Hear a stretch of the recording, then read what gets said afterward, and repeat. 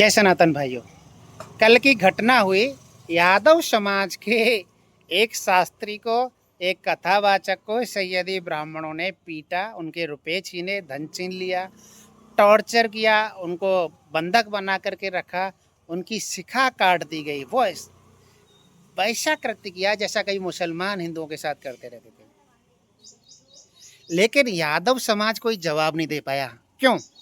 आज मैं बताता हूँ यादव समाज जवाब क्यों नहीं दे पाया।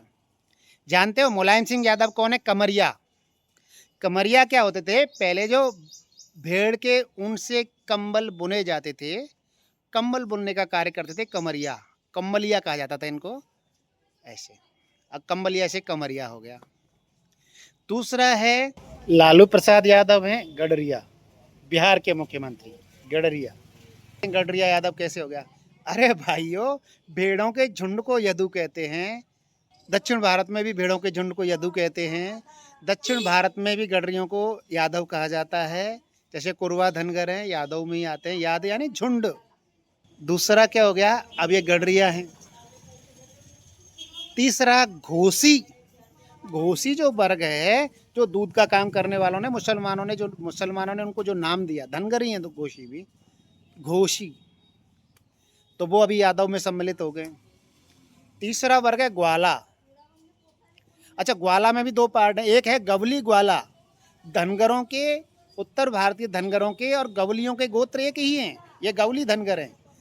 और इन्हीं गवली धनगरों ने जो देवगिरी का साम्राज्य था, देवगिरी की स्थापना रामचंद्र गवली धनगर ने की थी, देवगिरी साम्राज्य की।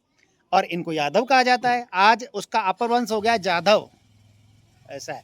अच्छा, उत्तर भारत के ग्वाले अलग हैं। गवली वाले ये जो मध्य प्रदेश में हैं, कुछ राजस्थान में हैं, कुछ महाराष्ट्र में हैं। उत्तर प्रदेश के ग्वाले वो अलग ग्वाले हैं।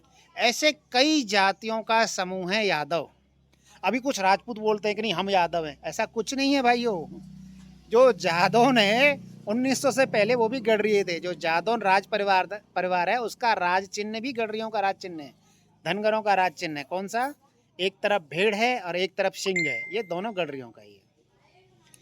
अभी बहुत से ये राजपूत बात करते हैं, भाटी वगैरह बात करते हैं, शेखावत बात करते हैं। शेखावतों का राजकीय चिन्ह, उनकी निशानी तो लाल बकरी थी। उनके झंडे पर लाल बकरी छपी होती थी। तो क्या ये कई भागों में बटा है? जवाब कैसे दे? अब एक है ढंढोर। ढंढोर के बारे में कहा जा रहा है। ढंढोर क्या है? थोड़ा से रंग के साफ होते हैं, गोरे होते हैं। तो ये बाकी ग्वालों को, अहीरों को, धनगरों को ये तुच्छ समझते हैं। ढंढोर के बारे में विद्वानों का मत है ये बाहर से आए हुए शक या कुषाण या उनमें से हैं।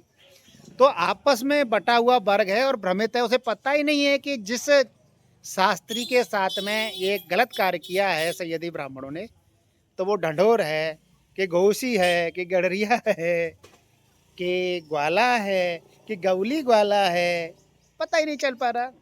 कहानी ऐसी है। लेकिन फिर भी याद रखो मित्रों, सनातनियों, कि सैयदी ब्राह्मण